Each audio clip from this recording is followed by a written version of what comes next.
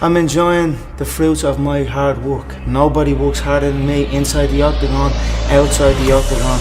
I am a workhorse. We lived okay, you know. We got by. No one never had a lot of money, but we done okay.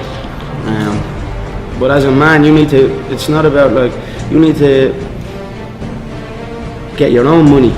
And I was 22, 23, 24, and I was just doing this, training, and didn't know what I was going to do really, and whether it was going to pay off. And there's obviously little thoughts in your head that this doesn't pay off. What am I going to do? Am I going to teach fitness classes? You know what I mean? I don't want to be doing stuff like that. So I don't know. I just stuck with it, and it paid off for me.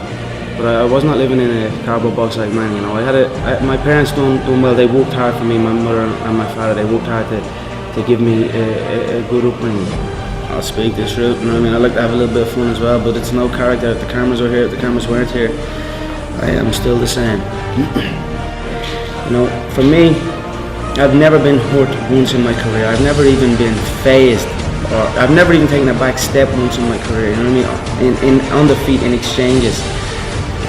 Honestly, it tickles me when the featherweights hit me, you know what I mean? It doesn't hurt me one bit. I don't feel nothing, so I'm going to march them down. I'm breaking down. But I was no different growing up. I was always into football. And I mean, growing up where I'm from, there's two things you were known for. You were either good at playing football or you could fight. And I was no different. Fighting was always something I was interested in. Football was what I wanted to do. Football was my first dreams. I always dreamt of playing. I always used to go out on my own. I was like 7, 8 years old and put on my football boots and run up and down kicking the ball, dreaming of playing in front of a big stadium.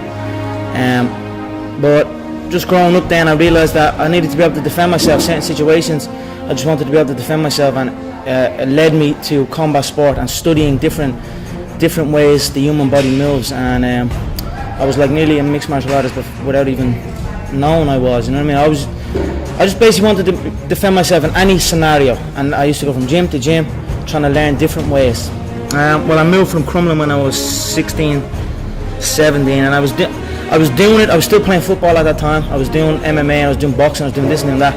But then I met a guy when I moved up to Lucan from Crumlin who was doing jiu-jitsu. Tom Egan, his name was. And I was doing some boxing at the time, some kickboxing. And around the same time we started seeing the UFC on TV. And we just, every day in school, we'd talk about it. He'd show me some jiu-jitsu stuff, and we'd mess fighting in the class. I'd be showing him some boxing, he'd show me some submission moves. Eventually then I used to go up and stay up in his house up until there. Literally stayed there the whole weekend. He'd teach me how to grapple, he'd teach me some techniques, and I'd teach him some techniques. And basically we'd fight at the end of it. Two little 16-year-old kids out the back of his shed with concrete floor, and basically punch the head out into the really well. And then that was that, you know, and that was my first obsession with it, you know. I thought, like, I still didn't think I could do it. I was just kind of still in my thoughts was self-defense. I just wanted to be able to defend myself in any situation. Then he met my coach John Kavanagh, my coach today, John Kavanagh, and found out that he had a proper gym. He also ran shows where you could actually compete properly, and that was it. The two of us went down, met John, and that was that. John showed us a different approach to combat sport, a different way of thinking, the professional way.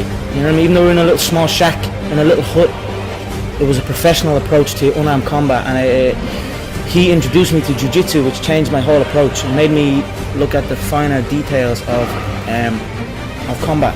That's why I'm saying I don't feel pressure on fight night. I don't feel pressure when I make that walk. Someone asked me what it's like when I make that walk, what it's like when you walk out into that arena, and I swear on my life, when I walk out to that arena, I honestly feel like I'm unshackling chains off of me. Do you know what I mean? I feel like I'm chained and I'm carrying a cross or something. And then when I get to that octagon, I'm peeling it all off. And when I finally step foot in that octagon and place my bare feet on that special UFC canvas, I feel free. Now what I am doing this for is finally here. I'm not doing this for this. I'm not doing this for fake acting and pretending I can, you know what I mean? Trying to give emotion to some guy that wants emotion from me for a shot. I can't do that. I don't do this for that. But I understand that it's a double-edged sword and you must do that. I do it for the competition. Step foot inside that octagon. I have that feeling of freedom. So that is why I say I don't feel pressure in there. I do not. I feel free in there. You are given everything you've got. You're in there to die. You're prepared to die in there. I am prepared to die in there, and I'm also prepared to kill in there. I feel to be at the pinnacle of any game, in any, whatever you do, you've got to be a little bit gone to it. You're not all there. You've got to be almost insane to your craft. Not a lot of people can understand that. That's why I don't know about nothing else. I do not pay attention to nothing else. There was games of football on yesterday, there was rugby, there was this, there was that.